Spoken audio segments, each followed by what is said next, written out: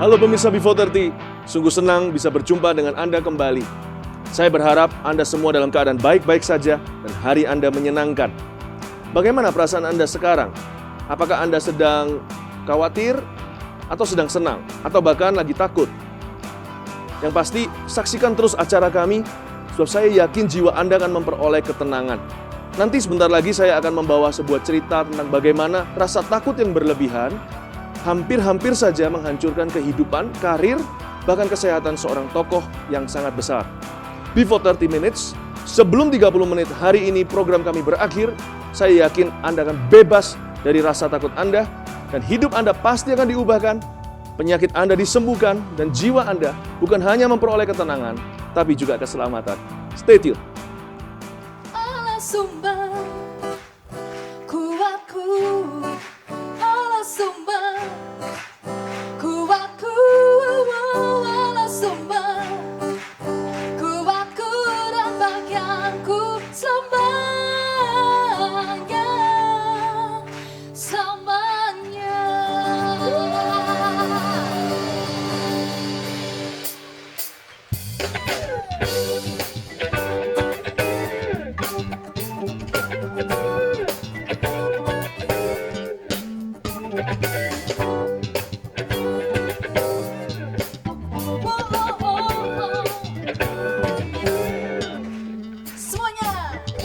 Hanya kau milikku di surga.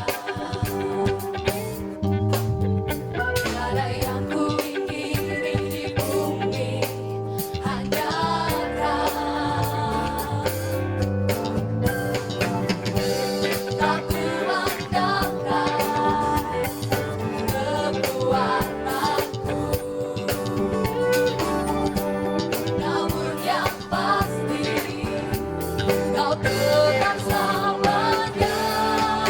Allah sumber kuatku, Allah sumber kuatku, Allah sumber kuatku dan bagianku selamanya.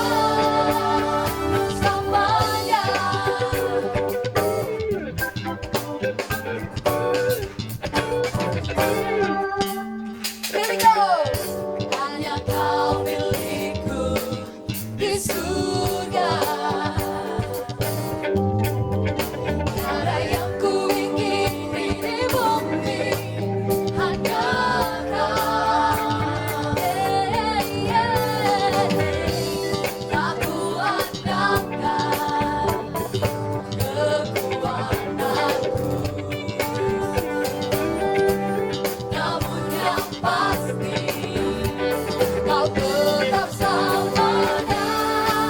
Allah sumber kuatku, Allah sumber kuatku, Allah sumber kuatku dan bagianku selamanya.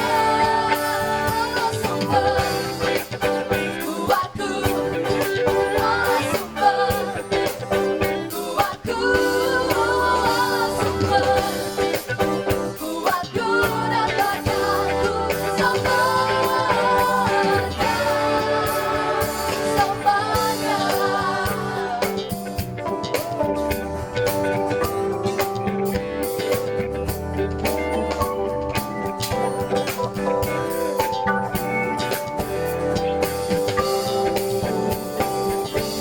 Semuanya siap ya? Tak kuandalkan kekuatanku, namun yang pasti kau tetap selamanya. Kau tetap selamanya. Allah sumber kuatku, Allah sumber kuatku, Allah sumber kuatku dan bagianku selamanya. Allah sumber kuatku, Allah sumber kuatku. sumber, kuatku datangnya ku sambahnya. Allah sumber, kuatku, Allah sumber, kuatku, Allah sumber, kuatku datangnya ku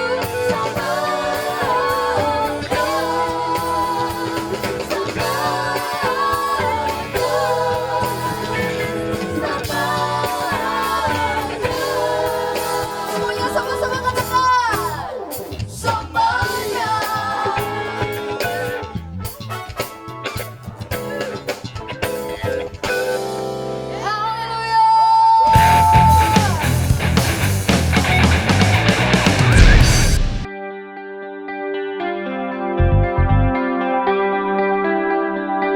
Bebas dari rasa takut. Pemirsa, mengapa saya angkat topik ini? Karena topik ini sangat penting dan tanpa kita sadari, sebagian besar permasalahan hidup manusia, bahkan sakit penyakit pun tidak kecuali, akarnya adalah rasa takut yang tidak pernah teridentifikasi, tidak pernah dikonfrontasi oleh kita, dan kita juga tidak memperoleh solusi apa-apa untuk handle atau menanganinya. Langsung saja kita baca ceritanya dari kitab suci, Alkitab, di dalam 1 Raja-Raja pasal 19, Elia ke Gunung Horeb. Ketika Ahab memberitahukan kepada Isabel segala yang dilakukan Elia dan perihal Elia membunuh semua nabi itu dengan pedang, maka Isabel menyuruh seorang suruhan mengatakan kepada Elia, "Beginilah kiranya para Allah menghukum aku. Bahkan lebih daripada itu jika besok kira-kira pada waktu ini aku tidak membuat nyawamu sama seperti nyawa salah seorang dari mereka itu." Maka takutlah Elia, lalu bangkit dan pergi menyelamatkan nyawanya. Dan setelah sampai ke Beersheba, yang termasuk wilayah Yehuda, ia meninggalkan bujangnya di sana. Elia bisa takut. Yang tahu Elia dan pelayanannya, kita tahu betapa berkuasanya orang ini. Jadi rasa takut ternyata tidak pilih kasih, tidak pandang bulu. Dia bisa menghinggapi rakyat biasa, jelata, bahkan presiden tidak terkecuali. Juga bisa mengidap penyakit yang namanya rasa takut yang berlebihan. Nah, kita perlu pertama-tama tahu bahwa rasa takut kita itu sumbernya dari mana. Kita harus bisa mengidentifikasikan. Saya beri 3, simple saja, sederhana. Rasa takut manusia selalu salah satu atau ketiga-tiga hal ini. Yang pertama, dari tuduhan di masa lalu. Mungkin Anda pernah berbuat salah, pernah berdosa, ada sesuatu yang Anda lakukan dulu yang masih menghantui Anda hingga hari ini. Itu harus diselesaikan. Dan kita tahu itu hanya bisa selesai di kaki Yesus. Yang kedua, rasa takut juga bisa terjadi akibat masalah yang tiba-tiba kita harus hadapi sekarang, di masa kini. Sebuah musibah contohnya. Ketika Anda check up ke rumah sakit, ya cuman sesuatu yang reguler sifatnya. Tiba-tiba orang tua Anda yang check up tersebut tiba-tiba dapat kabar buruk, mengidap penyakit tertentu dan sudah agak terlambat untuk ditangani. Yang terpukulkan bukan cuman yang mengidap penyakit itu, tapi seluruh keluarga dihinggapi rasa takut. Disinilah berbahagialah orang yang punya janji Allah. Mereka tidak akan menghadapi ini sendiri. Dan kalau rasa takut itu tidak kita konfrontasi, dia akan menjadi celah. Dia akan menjadi pintu terbuka. Setan bekerja lebih lagi. Yang ketiga, rasa takut bisa bersumber pada apa? Dari ketidakpastian akan hari esok, yaitu masa depan kita. Karena itu kita perlu betul-betul memandang kepada Kristus. Itu satu-satunya jalan keluar. Kita baca ayat berikutnya dan kita melihat bagaimana takut ini bekerja di dalam kehidupan kita dan bisa menghancurkan segalanya kalau kita tidak hati-hati. Ayat 4. Tetapi ia sendiri masuk ke padang gurun sehari perjalanan jauhnya. Lalu duduk di bawah pohon arar. Kemudian Elia ingin mati, katanya, "Cukuplah itu. Sekarang ya Tuhan, ambillah nyawaku. Aku mati saja. Sebab aku ini tidak lebih baik daripada nenek moyangku." Saya beri nama baru buat namanya takut. Sesungguhnya takut adalah intimidasi si jahat. Dan takut itu, percaya tidak pemirsa, adalah sebuah bentuk roh. Jadi bukan sekedar perasaan. Fear is spirit. Takut adalah roh. Bahkan di Alkitab dikatakan di Roma 8. Kamu tidak menerima roh yang menjadikan kamu takut lagi. Yang menjadikan kamu budak intimidasi.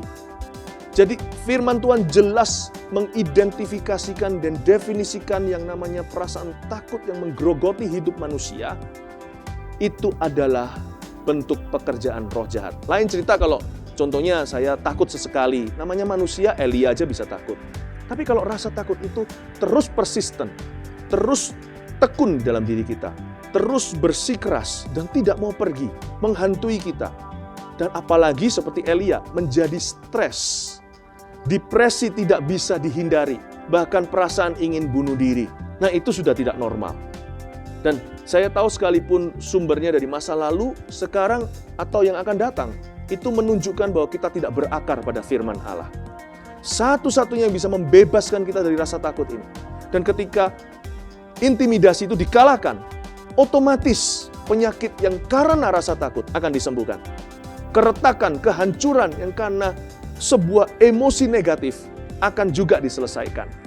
Jadi kalau Anda ingin berobat, jangan minta obat untuk menyelesaikan simptom, gejalanya saja. Tetapi sampai mengobati, menyelesaikan duduk permasalahannya sampai ke akar-akarnya. Itulah sebabnya kali ini di Before 30 topik ini kita angkat. Karena saya tahu akar dari banyak penyakit dan juga akar dari banyak permasalahan Anda yang belum diselesaikan adalah rasa takut Anda. Bebas dari rasa takut kita. Kalau Tuhan yang suruh kita jangan takut, Tuhan punya alasannya. Sebab Dia adalah Allah yang adil dan benar. Tuhan tidak pernah memerintahkan pada anak-anaknya untuk melakukan sesuatu tanpa memberikan pada mereka pegangan yang pasti. Kita baca sisa daripada cerita kita di Alkitab kali ini, dan kita akan menemukan poin-poin sederhana, alasan mengapa kita jangan takut. Dan Tuhan pasti akan memberikan mujizat pada barang siapa yang berseru kepadanya. Ayat berikutnya dikatakan di sini, sesudah itu Elia berbaring dan tidur di bawah pohon arar, tapi tiba-tiba seorang malaikat menyentuh dia, serta berkata kepadanya, bangunlah dan makanlah.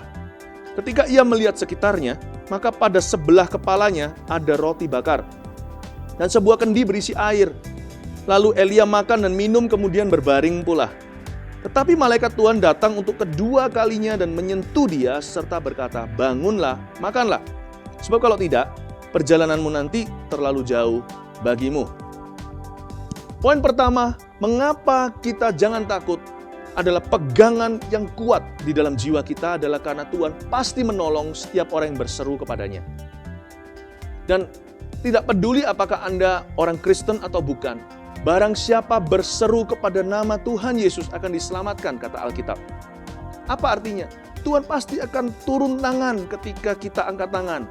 Ketika manusia tak berdaya, Tuhan berkuasa. Dan bahkan malaikat-malaikatnya pun akan diperintahkan untuk menjaga kita. Saya percaya pelayanan malaikat. Meskipun kita harus hati-hati, jangan sampai kita memberhalakan malaikat. Malaikat bukan Tuhan. Malaikat tidak diberi tugas untuk memberitakan Injil. Tapi malaikat akan menuntun setiap orang yang rindu mencari jawaban kebenaran dalam hidupnya. Mereka akan dituntun. Tanpa mereka sadari akan ada tangan tak terlihat malaikat-malaikat Allah, tour guide Tuhan, menuntun mereka ke gereja yang benar, kepada orang-orang Kristen yang adalah saksi-saksi Kristus, kepada hamba-hamba Tuhan yang sejati, yang Tuhan taruh di dalam masyarakat untuk memberitahu jalan kebenaran. Itu terjadi di zaman Kisah Para Rasul, malaikat menuntun Kornelius untuk menjemput Petrus. Malaikat menuntun hamba Tuhan namanya Filipus bertemu dengan Sida-Sida, orang Ethiopia di tengah jalan. Padahal itu ada di luar kota. Tidak ada orang yang saat ini juga alamatnya tersembunyi di hadapan Tuhan. Tuhan tahu di mana Anda berada. Tuhan mengirim pertolongan pada Anda. Bicara soal pelayanan malaikat, saya punya beberapa pengalaman yang menarik. Saya tidak berbicara dengan malaikat, sebab saya berterima kasihnya sama Tuhan. Tuhan yang saya sembah. Tapi Tuhan yang saya sembah punya bala tentara. Kalau mata rohani kita dibuka sekarang, setiap pemirsa bisa melihat betapa banyaknya bala tentara malaikat melebihi jumlah daripada kerajaan setan di alam semesta. Jadi jangan takut. We have a reason to believe. Kita punya sebuah alasan untuk tidak takut karena kita percaya, sekalipun kita tidak melihat. Saya punya pengalaman. Waktu saya lagi menyetir sebuah mobil dan keadaan kantuk berat, saya tidak sengaja tertidur. Dalam berapa detik itu bisa berarti kecelakaan, tragedi, memerenggut nyawa. Memang itu yang akan terjadi, tapi Tuhan kirim malaikatnya. Saya dibangunkan oleh sebuah bantingan setir, padahal setir itu di dalam kendali tangan saya, tapi bukan saya yang membantingnya. Seseorang yang tidak kelihatan, yang diutus Tuhan membantingkan setir saya terbangun dan nyaris tertabrak oleh truk yang ada, yang menyalip saya segera. Dan tentunya menyalakan klaksonnya dan marah-marah dengan saya. Saya bersyukur sama Tuhan. Tuhan peduli dengan saya. Ada satu lagi kali waktu kita lagi berlibur sekeluarga. Anak-anak saya masih kecil waktu itu. Saya sewa sepeda. Ini di luar negeri. Saya sewa sepeda yang bisa berlima, kita sama-sama mengayunya. Tetapi ternyata istri saya juga tidak pernah mengayu sepeda yang berat begitu. Anak-anak saya masih kecil, saya mengayu sendiri. Waktu tanjakan saya merasa berat dan tidak sanggup lagi. Saya berkata, aduh gimana tahu begini saya nggak sewa sepeda ini. Tiba-tiba di belakang saya ada satu orang yang keturunan India dan dia pakai headset di telinganya mendengarkan musik, tidak bisa saya ajak ngomong. Lalu tiba-tiba dia dorongkan, anak-anak saya tiga-tiga juga melihatnya. Sampai yang paling kecil juga. Dan mendorongnya, membantu saya sampai saya berkata thank you ketika sampai di puncak. Kami menoleh bersama-sama. Padahal itu adalah padang rumput yang datar seperti lapangan golf. Tidak ada pohon di sekitar. Orang itu tiba-tiba lenyap. Tidak mungkin dia bersembunyi di balik pohon. Tidak mungkin dia menguap, bukan? Kami semua yakin itu malaikat Tuhan. Kalau berlibur aja, Tuhan peduli. Kalau Anda yang punya masalah, masa dia akan tinggalkan? Poin yang berikutnya, kita baca satu ayat lagi terakhir. Dan kita akan belajar mengapa kita tidak perlu takut. Dan kalau Anda bebas hari ini dalam nama Yesus dari rasa takut Anda, saya percaya tubuh Anda pun akan sembuh. Masalah Anda akan diselesaikan segera. Dan kita lihat ayatnya. Maka bangunlah Elia lalu makan dan minum yang disediakan malaikat itu. Dan oleh kekuatan makanan itu, ia berjalan 40 hari, 40 malam lamanya sampai ke gunung Allah, yakni Gunung Horeb. Apapun makanan tersebut yang disediakan, saya nggak tahu jenisnya, cairannya juga apa. Yang pasti saya tahu itu adalah makanan supranatural dari Tuhan. Tahukah Anda kita punya makanan supranatural saat ini juga? Kita nggak usah tunggu apakah itu nanti turunnya dalam bentuk roti, atau di perjanjian lama bangsa Israel dalam bentuk manna. Saya nggak tahu sekarang bentuknya gimana. Yang pasti saya tahu, Yesus pernah berkata, manusia hidup bukan hanya dari roti, dan kalau kita orang Indonesia dari nasi, tetapi dari setiap firman yang keluar dari mulut Allah, itulah makanan supranatural. Yesus berkata, akulah roti hidup, akulah firman Allah, firmanku adalah roh dan kebenaran. Saya percaya setiap orang yang percaya saat pendengaran firman Tuhan, maka Roh Kudus tinggal di dalam dia. Itulah cairan surga, itulah the river of joy, itulah sungai kehidupan, kesembuhan, sungai sukacita, sungai Roh Kudus. Saya tahu saat ini Anda sedang mendengarkan saya tanpa Anda sadari, Anda sedang makan makanan supranatural itu. Kalau Elia makan makanan yang disediakan Tuhan zaman itu, dia bisa berlari kencang melebihi kuda dan berjalan tanpa letih, lesu selama 40 hari, 40 malam tanpa makan lagi. Saya yakin orang yang lumpuh yang mendengarkan before 30 hari ini, Anda bisa berjalan. Kalau Elia bisa berlari, dia sehat bisa berlari. Anda yang sakit bisa berjalan. Elia bisa bergegas, Anda yang duduk di kursi roda bisa berdiri di dalam nama Tuhan Yesus. Saya yakin ketika Anda dibebaskan dari rasa takut, mujizat Tuhan terjadi. Maukah Anda menerimanya? Bapak ini menderita trauma selama 2 tahun sehingga tidak bisa berkomunikasi. Kalau melihat orang pasti langsung lari, tapi malam hari ini dia disembuhkan oleh Tuhan. Bapak, kasih saya kunci key. Nyanyi sama saya. Haleluya. Haleluya. Haleluya.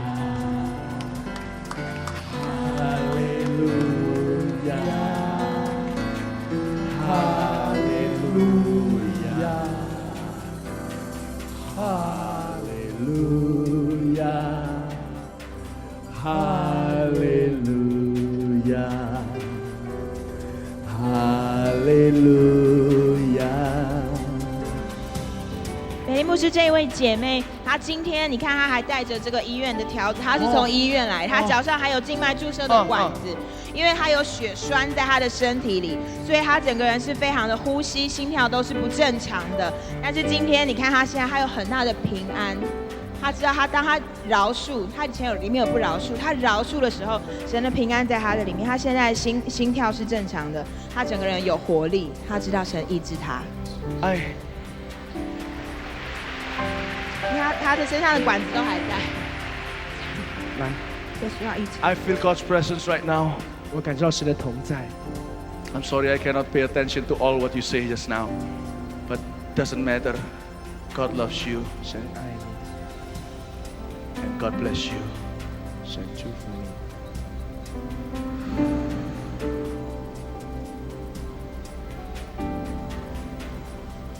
I cannot pay attention to what Amy was saying. 我刚才没有办法注意 Amy 文英传道所说的， Who says Jesus is dead?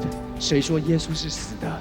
Who says Jesus is a storybook figure? 谁说耶稣只是故事中的一位人物而 He 已？ is right here with me, 他现在与我在这里， and I feel His presence with me. 我可以感受他真实的同在在我身边。 He loves you. 他爱你， He loves you. 他爱你， He loves you. 他真的爱你。 Pemirsa, kita memasuki bagian doa, bagian yang paling luar biasa. Anda siap menerima mujizat? Saya bacakan dulu beberapa permohonan doa yang kami terima. Salah satunya berinisial P, meminta doa untuk ayah saya supaya sembuh dari penyakitnya yang sudah 17 tahun mengalami stres. Percayalah, tidak ada yang mustahil. Hari ini adalah hari ayah Anda disembuhkan. Lalu juga yang berinisial D, dari Manado, minta doakan istri saya yang sedang bergelut dengan sakitnya karena kuasa gelap. Tidak bisa tidur, kepala sakit hingga keluar darah. Teror SMS juga datang mengutuk kehidupannya. Tidak ada yang mustahil bagi Tuhan. Dan bagi setiap Anda yang sekarang tidak satu persatu saya sebut, nggak cukup waktu, percayalah Tuhan punya cukup waktu untuk mengunjungi setiap Anda. Karena Dia Maha Kuasa, Dia Maha Hadir. Ulurkan tangan Anda ke depan layar televisi dan saya juga mengulurkan ke hadapan Anda. Kita sepakat sama-sama di dalam iman. Sesuatu pasti akan terjadi. Udah banyak buktinya. Mari kita berdoa. Tuhan Yesus, hamba serahkan setiap pemirsa, khususnya mereka yang menyerahkan permohonan doa kepada kami. Satu persatu Tuhan kunjungi. Tuhan Maha Hadir, Tuhan Maha Kuasa, Tuhan Maha Tahu. Satu persatu aku dengan iman mengucapkan kesembuhan. Saya ucapkan mujizat Tuhan sekarang juga ke arah pemirsa di dalam nama Yesus. Untuk dua orang tadi yang saya sebut ya Tuhan, untuk ayahnya yang 17 tahun mengalami stres, sembuhkan dalam nama Yesus. Pakai anaknya yang memberitahu kami keadaan orang tuanya untuk punya keberanian menumpangkan tangan, menerima impartasi dari B430, berani menjadi hamba Tuhan bagi keluarganya. Dan juga untuk tadi yang istrinya selalu diintimidasi oleh setan, bahkan sampai sakit, keluar darah segala. Ya Tuhan, dan karena kuasa kegelapan, tidak ada yang bisa berdiri tetap di dalam hadirat Tuhan. Di dalam nama Yesus, lawat mereka sekeluarga. Angkat rasa takutnya dan semua orang yang menteror mereka, ampuni mereka Tuhan. Dan ajarkan kepada keluarga ini untuk mengampuni dan memberkati musuh-musuhnya. Dan saya waktu berdoa barusan saya melihat ada satu anak kecil, anak Anda pemirsa, anak perempuan, yang sering sekali demam, histeris, demam, Anda bingung kenapa. Dia lalu ketika setiap kali histeris, tidak lama setelah itu demam, jatuh sakit. Dan itu terulang-ulang lagi. Dengarkan baik-baik, Mama, mulai hari ini anak Anda sudah sembuh. Detik ini juga, roh jahat tidak kembali kepadanya. Saya juga melihat anak muda, satu orang anak muda yang sudah hampir menikah, lalu tiba-tiba diputus oleh tunangannya. Sudah jalannya agak jauh menuju persiapan wedding day. Tapi jangan takut, asal Anda hatinya benar di hadapan Allah, Tuhan sudah secure mengamankan sebuah masa depan buat Anda. Jangan depresi, jangan depresi. Iblis akan mencuri berkat-berkat Anda. Tidak perlu terjadi. Di dalam nama Yesus, Tuhan bisa memberikan kepadamu gantinya yang lebih baik, yang dari Tuhan. Terima kasih Tuhan. Seorang yang sinusitis juga disembuhkan oleh Tuhan. Anda sudah mengidap ini lama dan datang pergi, kelemahan tubuh, pergi dalam nama Yesus. Terima kasih Bapa, terpujilah namamu. Yang percaya sudah menerima mujizat, katakan amin. Pemirsa, saya senang sekali hari ini bisa membawa acara ini karena saya tahu sesuatu terjadi, sekalipun saya nggak melihatnya. Sebelum acara ini berakhir, sudah banyak sekali orang yang berjumpa dengan Yesus. Sampai jumpa di dalam episode yang berikutnya. Saya percaya setiap hari merupakan pengalaman yang indah bersama dengan Tuhan. Tuhan memberkati. Supaya siap ya. Aku andalkan kekuatanku, namun yang pasti kau tetap sama.